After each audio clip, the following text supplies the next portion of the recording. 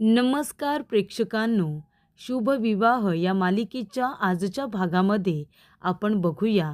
इथे आता हवालदार चव्हाण आलेले असतात आणि ते अपूर्वाला म्हणत असतात की मॅडम, 7 वर्षांपूर्वी रागिनी पटवर्धन ज्या हायवेने आपल्याला जाताना दिसते ते दोन्ही हायवे आम्ही चेक केलेले आहेत. रागिनी पटवर्धन एकदा फक्त त्या हायवेने दिसते, पण आकाश महाजन आणि भूमी महाजन त्या रस्त्याने दिसत नाहीये. काही ट्रकवाले आणि टेम्पोवाले त्या हायवेने जाताना दिसले होते. त्यातील काही नंबर नोट करून मी त्या ट्रक आणि टेम्पोवाल्यांना इथे बोलावून घेतलेलं आहे. त्याच्याकडून जर आपल्याला काही मदत मिळाली तर मिळू शकते. तेव्हा अपूर्वा म्हणते की त्या सगळ्यांना आतमध्ये बोलवा. तेव्हा प्रेक्षकांनो, सगळे ट्रकवाले, टेम्पोवाले तिथे आलेले असतात, जे 7 वर्षांपूर्वी त्या रस्त्याने त्याने येणं-जाणं केलेलं असतं. तेव्हा अपूर्वा म्हणत असते की तुम्हाला चव्हाणने काही रेफरन्सेस दाखवले असतील, काही व्हिडिओज दाखवले असतील. 7 वर्षांपूर्वी नक्की त्या रस्त्याला काही असं वेगळं संशयास्पद घडलं होतं का, जे तुम्हाला आठवतंय? प्लीज तसं काही असेल तर सांगा, मला कॉपरेट करा. तेव्हा इथे आता एक ट्रक ड्रायव्हर असतो. तो म्हणत असतो की मॅडम, मला काहीतरी आठवतंय. तेव्हा अपूर्वा म्हणते, 1 मिनिट थांबा. आणि अपूर्वा तिथून सगळ्यांना जायला सांगते आणि त्याला विचारते की आठवा, त्यावेळेला तुम्हाला त्या रस्त्यावरती असं काही विचित्र आठवतंय का? तेव्हा ड्रायव्हर म्हणतो की एक बाई लहान मुलाला घेऊन माझ्या ट्रकमध्ये बसली होती. मला असं वाटलं की ती लहान मुलांना चोरणारी बाई आहे आणि म्हणून तिला मी माझ्या टेम्पोमधून खाली उतरलं. पण त्यानंतर नवरा बायको माझ्याकडे आले आणि ते लहान मुलीची विचारपूस करत होते. तेव्हा मी त्या बाईचा पत्ता त्यांना सांगितला. ते कुठल्या दिशेने गेले ते त्यांना सांगितलं. तेव्हा इथे अपूर्वा म्हणते, बास, मिळाला पुरावा, असं म्हणून ती आता खुश होते. तर इथे प्रेक्षकांनो, आता सगळेजण आनंदी असतात. छान ब्रेकफास्ट करायला बसलेले असतात. तेव्हा भूमी म्हणत असते, आकाश, मी आता तुम्हाला कुणालाही टिफिन देत नाहीये. मी छान आता गोडाधोडाचं काहीतरी बनवते आणि तुमच्या तिघांचा टिफिन मी ऑफिसमध्ये पाठवून देते, ड्रायव्हर दादाबरोबर. तेव्हा अथर्व म्हणत असतो की भूमिताई, जर गोडाधोडाचं जेवण असेल ना, तर गोडाचा एक डबा वेगळा पाठवा माझ्यासाठी. तेव्हा मनू म्हणत असते की अथर्व, तू पण ना गोड खाण्यामध्ये माहीर आहेस एकदम. तेव्हा इथे भूमी म्हणत असते, हो, मला तेव्हाच हे कळलं होतं जेव्हा अथर्वने आमच्या मनूबरोबर लग्न केलं होतं. तेव्हा इथे अथर्व म्हणतो, हो ना, तेव्हापासूनच मला गोड खायची जरा जास्त सवय लागली. तेव्हा प्रेक्षकांनो, तिथे आता बलदेवसुद्धा आलेला असतो आणि तेव्हा मनू म्हणत असते की ताई, मी काय म्हणते, आता सेलिब्रेशनचा दिवस आहे, आपण सगळेजण डिनरसाठी बाहेर जाऊया का? तेव्हा आकाश म्हणतो, जाऊया ना. अथर्व, तो आपल्यासाठी रेस्टॉरंटमध्ये एक टेबल रिझर्व करून टाक, आपण रात्री बाहेर डिनरला जातोय. तेवढ्यातच ते सगळेजण आनंदी असताना अपूर्वा तिथे आलेली असते आणि तिच्याबरोबर तो ट्रक ड्रायव्हरसुद्धा असतो. अपूर्वा म्हणत असते, अरे वा, आता तुम्हाला पुरस्कार जाहीर होणार आहे म्हणून खूपच जास्त आनंद सुरू आहे ना घरामध्ये. तुम्ही सगळेजण आनंदी आहात, पण माफ करा, मी तुमच्या इथे आनंदावरती विरजण घालायला आली आहे. काय करू, नाईलाज आहे ना. तेव्हा इथे अथर्व म्हणतो, आता हे काय नवीन? तेव्हा इथे अपूर्वा म्हणते, नाही, हे सगळं नवीन नाही आहे, जुनंच आहे. जुनीच केस आहे, फक्त आता एक पान आम्ही पुढे आलो आहे, बाकी काही नाही. एक पान पुढे यायलाच हवं ना, कारण जसे पुरावे मिळतील, जसे साक्षीदार मिळतील, तसे तुम्हाला प्रश्न विचारायला नको का? तुम्हाला इंट्रोगेट करायला नको? तेव्हा प्रेक्षकांनो, इथे आता अपूर्वा म्हणत असते की भूमिताई आणि आकाशदादा, आता या माणसाला नीट बघा. हा तोच माणूस आहे ज्याच्या ट्रकमध्ये रागिनी पटवर्धन बाळाला घेऊन बसली होती आणि त्याने नंतर तिला एका ठिकाणी उतरली. तर मला तुमच्यावरती आता संशय आहे. तुम्ही या माणसाला ओळखलत का? तेव्हा भूमी, आकाश दोघेजण आता गप्पच बसतात. तेव्हा इथे मानसी म्हणत असते, तुम्ही विनाकारण इथे जिजू आणि ताई यांच्यावरती आरोप करायला येता का अपूर्वाताई? तेव्हा अपूर्वा म्हणते, 1 मिनिट, तुम्हाला हे दोघेजण खूपच आदर्श कपल वाटतं ना, खूपच चांगली माणसं वाटतात. पण आता मी तुमच्या सगळ्यांसमोर यांच्या चेहऱ्यावरचा हा खोटा मुखवटा आहे ना, तो टराटरा फाडून त्यांचा खरा चेहरा तुमच्या सगळ्यासमोर आणणार आहे. तेव्हा बलदेव म्हणत असतो, अपूर्वा, तोंड सांभाळून बोल, शब्द जरा सांभाळून बोल आणि हे बघ, त्यांच्यावरती विनाकारण आरोप करू नकोस, त्यांनी काहीही केलेलं नाही आहे. तेव्हा अपूर्वा म्हणते, बलदेव, तू सुद्धा थोडासा शांत बस. माझ्याकडे काही साक्षीदार आणि पुरावे आहेत, मला प्रश्न विचारू देत. तेव्हा इथे अपूर्वा म्हणत असते की मी सांगते ज्या रात्री रागिनी पटवर्धन यांचा खून झाला त्या रात्री नक्की काय काय घडलं होतं ना, ते मी तुम्हाला सांगते. सगळ्यांनी तुम्ही ऐका. रागिनी पटवर्धन ज्या दिवशी पोलिसांच्या तावडीतून सुटून पळून गेली त्याच दिवशी रात्री ती महाजन बंगल्यामध्ये परत आली होती. त्यानंतर क्षितिजाला घेऊन ती पळून जात होती. तेव्हा एका ट्रकमध्ये ती जाऊन बसली. जेव्हा ही गोष्ट ट्रक ड्रायव्हरला कळली तेव्हा त्याने अर्ध्या रस्त्यातच रागिनी पटवर्धनला उतरलं आणि तिथून जायला सांगितलं. आणि त्यानंतरला तिथे आकाशभूमीसुद्धा आले आणि ते आता बाळाला शोधत होते. एक बाई बाळाला घेऊन गेली असं सांगितलं जातं. तेव्हा इथे अपूर्वा म्हणते, हे बघा ड्रायव्हर, हेच आहे ना ते बाळ. आणि बाळाचा फोटो दाखवलेला असतो तेव्हा ते म्हणतात, हो हेच ते बाळ आहे, कारण बाळ धुपट्यात गुंडाळलं होतं. आणि रागिनी पटवर्धनचा सुद्धा फोटो दाखवला जातो आणि मग सांगितलं जातं की हो हीच ती बाई होती. तेव्हा प्रेक्षकांनो, इथे आता इथपर्यंत बरोबर सगळं ओळखलेलं असतं. पण त्यानंतरला अपूर्वा म्हणते, आणि मग क्षितिजाला पळून घेऊन जात असताना आकाश आणि भूमी तिथे गेले. त्यांच्या मुलीचा जीव वाचवण्यासाठी त्यांनी रागिनी पटवर्धनला मारून एका टाकीमध्ये टाकून दिलं, तिचा खून केला आणि मग खोटे नाटे पुरावे सादर केले. तेव्हा मानसी म्हणत असते की अरे वा, काय कहाणी रचली आहे तुम्ही. तुम्हाला तशी कहाणी रचायची सवय आहेच हो.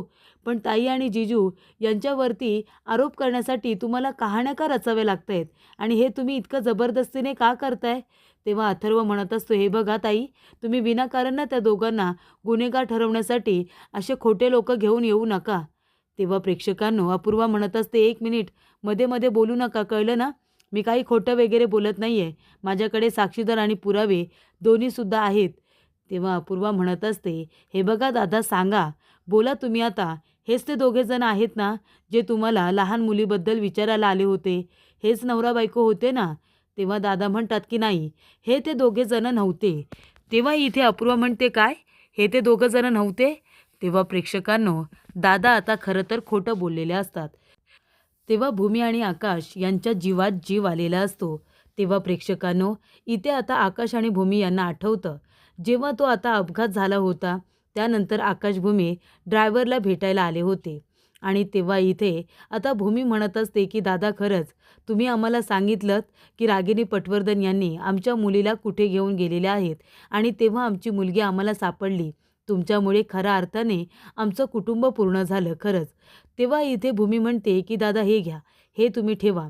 तेव्हा आकाश म्हणतो, हे घ्या, हे तुमच्यासाठीच आहे, प्लीज तुम्ही हे ठेवा. तेव्हा दादा म्हणतात, पण या पैशांच्या बदल्यात आम्हाला काय करायचं आहे. तेव्हा भूमी म्हणते, नाही नाही, तुम्हाला काही करायचं नाही आहे दादा, पण तुम्ही मला ताई म्हणालात ना. मग आता ताई या नात्याने मी तुम्हाला एक गोष्ट सांगते. माझा संसार वाचवण्यासाठी फक्त तुम्हाला एक गोष्ट करायची आहे. यापुढे जर तुम्हाला कुणीही विचारलं की त्या रात्री नेमकं काय घडलं होतं, आम्ही तुम्हाला भेटलो होतो का, फक्त एवढंच म्हणा की नाही भेटलो म्हणून. बाकी आम्हाला काही नको आहे. फक्त म्हणा की नाही भेटलो आणि हे पैसे आहेत ना, त्याच्यातून तुमच्यासाठी अजून ट्रक घ्या, टेम्पो घ्या आणि तुम्ही तुमचा व्यवसाय सुरू करा. आणि हे सगळं रजिस्ट्रेशन वगैरे करण्यासाठी, काही ट्रक टेम्पो खरेदी करण्यासाठी तुम्हाला माझी मदत लागली तर नक्की फोन करा, असं आकाशने सांगितलेलं असतं. तेव्हा इथे अपूर्वा चिडलेली असते. ती म्हणते, खरं खरं बोल, तू यांना बघितलं होतंस ना, मग त्यांना बघून आता खोटं का बोलतोयस. काय पैसे वगैरे दिलेत की काय त्यांनी, खरं बोल, हेच होते ना ते दोघेजणं.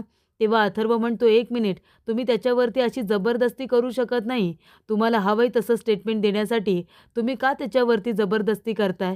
तेव्हा इथे बलदेव म्हणत असतो, हे बघ अपूर्वा, बाद झालं तुझं आता. आणि तुला हवंय ती साक्ष देण्यासाठी तू कुठल्याही माणसाला प्रेशराईज करू शकत नाही. आणि तूच घेऊन आली आहेस ना त्याला इथे, मग तो खोटं का बोलेल तुझ्यासमोर आता.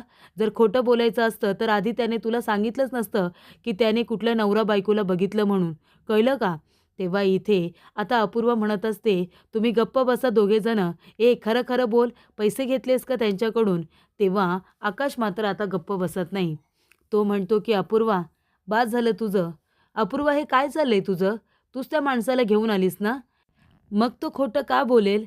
हे बघ, तू त्याला अशी जबरदस्ती करू शकत नाही आम्हाला गुन्हेगार ठरवण्यासाठी.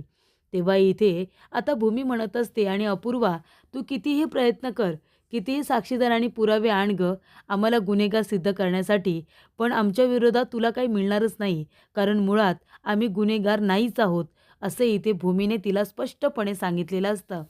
त्यानंतर प्रेक्षकांनो, भूमी आणि आकाश दोघेजण आपल्या रूममध्ये येतात. एका बॅगमध्ये तिने एक लिस्ट तयार करून ठेवलेली असते. तेव्हा भूमी म्हणत असते की हे बघ आकाश, त्या रात्री नेमकं काय काय घडलं होतं, आपण कुणाकुणाला भेटलो होतो, त्या माणसांची मी लिस्ट तयार केलेली आहे आणि त्याच्यामध्ये त्या ड्रायव्हरचं सुद्धा नाव आलं होतं. तेव्हा प्रेक्षकांनो, इथे आकाश म्हणत असतो की ठीक आहे, आपल्याला आता तेच करायचं आहे. आपण त्या माणसांची लिस्ट करूया आणि जे जे लोक आता आपल्याला मिळतील किंवा ती संपर्कात येतील, त्या लोकांना आपण मॅनेज करूया. अपूर्वाला खोटं ठरवण्यासाठी आपल्याला नेहमीच तिच्या 2 पावलं तरी पुढे राहावं लागणार आहे. त्याशिवाय आपल्याकडे पर्याय नाही आहे. ड्रायव्हरच्या समोरसुद्धा मी मॅनेज लिहितो, कारण ते लिहावंच लागेल आणि अजून ज्या ज्या लोकांना ते आपल्या समोर आणेल ना, त्या लोकांना आपल्याला खोटंच ठरवावं लागणार आहे. हे आपल्याला करायचं नव्हतं भूमी, पण अपूर्वासाठी आपल्याला आता हे करावं लागणार आहे. त्यानंतर प्रेक्षकांनो, इथे आता अपूर्वाने काही मीडियावाल्यांना बोलवलेलं असतं आणि त्यांना प्रश्नांची स्क्रिप्ट दिलेली असते आणि अपूर्वा म्हणत असते की हे बघा, आकाश महाजन आणि भूमी महाजन यांना अलिबाग भूषण पुरस्कार जाहीर झालेला आहे आणि त्यासाठी उद्या त्यांचा सत्कार होणार आहे. तुम्ही एक काम करा, ज्या ठिकाणी सत्कार होणार आहे ना, तिथे काही वेळ आधीच पोचा आणि दिलेली तयारी करून ठेवा. हे सगळे प्रश्न तुम्हाला त्यांना विचारायचे आहेत आणि त्यांची बोलती बंद करायची आहे. उद्याचा पुरस्कार सोहळा जरी त्यांच्यासाठी असेल ना, तरीसुद्धा तेव्हा त्यांची फक्त बदनामी झाली पाहिजे, याची आता काळजी तुम्हाला घ्यायची आहे. आणि हे सगळं मी तुम्हाला सांगितलं आहे, हे कुणालाही कळता कामा नये. कळलं का? सांगितल्याप्रमाणे काम होईल ना? तेव्हा ते मीडियावाले म्हणतात की मॅडम, तुम्ही काळजीच करू नका. तुम्ही सांगितल्याप्रमाणे तुमची सगळी कामं होतील. भूमी आणि आकाश यांचा कशा पद्धतीने बँड वाजवायचा आहे, ते आम्ही बरोबर करू. तुम्ही निश्चिंत राहा. तर इथे प्रेक्षकांनो, आता भूमी तयार होत असते पुरस्कार सोहळ्यासाठी. तेव्हा क्षितिजा म्हणत असते, आई, तू हे कानातले घाला, किती छान आहेत. तेव्हा भूमी म्हणते, हो बरं ठीक आहे, दे माझ्याकडे, मी घालते. तेव्हा इथे भूमी आता क्षितिजाने दिलेले कानातले घातलेले असतात. तेव्हा भूमी ते कानातले घालते आणि म्हणते, अरे वा क्षितिजा, किती छान कानातले आहेत ग, तुझा कलर सेन्स खरंच खूप छान आहे. तेव्हा आकाश म्हणत असतो की मग तिचा कलर सेन्स छान असणारच ना, कारण ती गारमेंट बिझनेसमॅनची मुलगी आहे. तेव्हा इथे आता भूमी म्हणत असते की घ्या, म्हणजे याचं क्रेडिटसुद्धा तू स्वतःलाच घेतोयस का? कलर वगैरे ती छान सांगते म्हणून, आणि तुझ्याकडूनच ती लबाडपणा शिकले, कळते का तुला? तेव्हा आकाश म्हणत असतो, असं काही नाही आहे, याला लबाडपणा म्हणत नाही, याला स्मार्टनेस म्हणतात, स्मार्टनेस. बरोबर ना क्षितिजा? तेव्हा क्षितिजा म्हणते, अगदी बरोबर. तेव्हा इथे आता मनू आलेली असते आणि ती म्हणते, काय चाललंय तुमचं इथे? तेव्हा इथे आकाश म्हणत असतो, काही नाही. जेव्हा इथे आमच्या क्षितिजाला काही बक्षीस मिळणार असतं, पुरस्कार मिळणार असतो, तेव्हा आम्ही तिला रेडी करत असतो ना. मग आता आम्हाला पुरस्कार जाहीर झाला आहे, तर ती आम्हाला रेडी करते, हो ना क्षितिजा? तेव्हा क्षितिजा म्हणते, अगदी बरोबर. तेव्हा ती म्हणते, आई बांगड्या घाल. तेव्हा भूमी म्हणते, हो गं बाई हो, ओरडू नकोस, हे बघ बांगड्या घालते. तेव्हा इथे बांगड्या घातलेल्या असतात. नंतर ती ब्रश घेते आणि तिच्या इथे चेहऱ्याला ब्रशसुद्धा करते. ती म्हणते, अरे वा, आता तुम्ही दोघेही छान दिसताय. तेव्हा इथे मनू म्हणत असते, मग काय क्षितिजा, तुझे आई वडील छान तयार झालेत ना? तेव्हा प्रेक्षकांनो, क्षितिजा म्हणत असते की माझी ब्युटिफुल आई आणि माझे हँडसम बाबा दोघेही तयार आहेत. तेव्हा इथे आता आकाशला सुद्धा ते नेब्रॉच वगैरे लावायला दिलेला असतो. तेव्हा आकाश आणि भूमी दोघेही छान तयार झालेले असतात. तेव्हा प्रेक्षकांनो, इथे आता मनू म्हणत असते की बरं ठीक आहे, मी काय म्हणते, पण भाऊजी, तुम्हाला तर इथे पुरस्कार बाहेर मिळणार होता ना, म्हणजे कुठेतरी छान सगळं काही ऑर्गनाईज केलं असेल, एखादं ऑडिटोरियम असेल, तिथे आपण जाणार असू, पण ते लोकं घरी काय येत आहेत पुरस्कार द्यायला? तेव्हा इथे आकाश म्हणतो, कारण ज्यांनी हा कार्यक्रम ऑर्गनाईज केला होता ना, त्यांची तब्येत बिघडली. पण आता सगळं काही ऑर्गनाईज केलं आहे, म्हणून त्यांना पुरस्कार द्यायचाच आहे. म्हणून त्यांनी विचार केला की पुरस्कार घरी येऊन दिला जाईल. त्यासाठी मीडिया वगैरे सगळ्यांना आता घरीच बोलावलेलं आहे. आणि काय हरकत आहे, ते आपला सन्मान करण्यासाठी घरपर्यंत येत आहेत, ही चांगलीच गोष्ट आहे ना? तेव्हा इथे मनू म्हणते, हो, ही तर चांगलीच गोष्ट आहे. तेव्हा क्षितिजा म्हणत असते की मनू माऊ, तू एक काम कर ना, आमच्या तिघांचा फोटो काढ बरं. बरं इथे आफ्टर आणि बिफोर दोन्ही फोटो हवेत हां, म्हणजे आताचा फोटो आणि नंतर बक्षीस भेटल्यानंतरचा फोटो. तेव्हा भूमी म्हणते, हो, पण तुला असे आफ्टर आणि बिफोर दोन्ही फोटोज का हवेत? तेव्हा क्षितिजा म्हणते, कारण मला आपल्या सोशल मीडिया हँडलवरती अपलोड करायचे आहेत ना, म्हणून. तेव्हा क्षितिजा म्हणते, "अरे वा, सोशल मीडिया अकाउंटवरती हँडल वगैरे." तेव्हा इथे क्षितिजा खूपच छान आता बोलत असते. तेव्हा मनूने त्यांचा छान असा फॅमिली फोटो काढलेला असतो. त्यानंतर प्रेक्षकांनो, इथे मनू म्हणत असते, की "भाऊजी, आता माझा आणि क्षितिजाचा सुद्धा फोटो काढा आणि एक नाही हां, खूप सारे फोटोज काढा." तेव्हा इथे मनू आणि क्षितिजा फोटोज काढत असतात. तेव्हा भूमी मनामध्ये म्हणत असते, की काही दिवस घरामध्ये किती तणावाचं वातावरण होतं, पण आता काहीतरी चांगलं घडतंय. देवी आई, माझ्या घरामध्ये अशा क्षणांची इथे मालिका सुरू राहू दे गं बाई. आता कुठलेही संकट नको, कुणाचीही दृष्ट लागायला नको, असं भूमी म्हणत असते. त्यानंतर प्रेक्षकांनो, पुढील भागामध्ये आता ज्या लोकांना इथे पैसे दिलेले असतात अपूर्वाने, ते लोकं तिथे आलेले असतात आणि ते प्रश्न विचारत असतात. तेव्हा ती मुलगी म्हणत असते, की "1 मिनिट, तुम्ही इथे रागिनी पटवर्धन लंडनला गेलेल्या आहेत आणि त्यानंतरला त्या लंडनला गेलेल्याच नाही आहेत अशी माहिती आता पसरली. त्यांचा खून करण्यात आला आहे का? म्हणजे ही सगळी जे खोटे पुरावे, खोटे साक्षीदार जे पेरलेले आहेत, हे सगळं कुणीतरी मुद्दामून केलं आहे का? त्यांच्या विरोधात बनाव आखला आहे का?" तेव्हा प्रेक्षकांनो, इथे आता हे सगळं करण्यामागे तुमचा तर हात नाही आहे ना? किंवा हे सगळं मीडियापासून आणि पोलिसांपासून लपवण्याचा काही डाव तर नाही आहे ना? तेव्हा इथे भूमी म्हणत असते, "हे बघा, आमचा या अफवांवरती अजिबात विश्वास नाही आहे. कुणी काहीही बोलतंय, आम्ही त्याच्याकडे लक्ष देत नाही." तेव्हा इथे लगेचच पत्रकार म्हणते, "अहो मॅडम, असं नाही आहे. पण तुम्ही आधी आम्हाला सांगा, पोलिसांकडून तुमची चौकशी केली जाते. या सगळ्यामागे तुम्ही आहात असं पोलिसांना वाटतंय, म्हणून तर तुमची चौकशी होतीये ना?" तेव्हा इथे भूमीला कळलेलं असतं, की या सगळ्याच्या मागे अपूर्व आहे. त्यामुळे इथे भूमी आणि आकाश यांना चेतवण्यासाठी असे प्रश्न विचारले जात आहेत. तेव्हा इथे भूमी त्यांच्याकडे बघायला लागते आणि शांतपणे सगळ्या प्रश्नांची उत्तरं देण्याचा प्रयत्न करणार असते.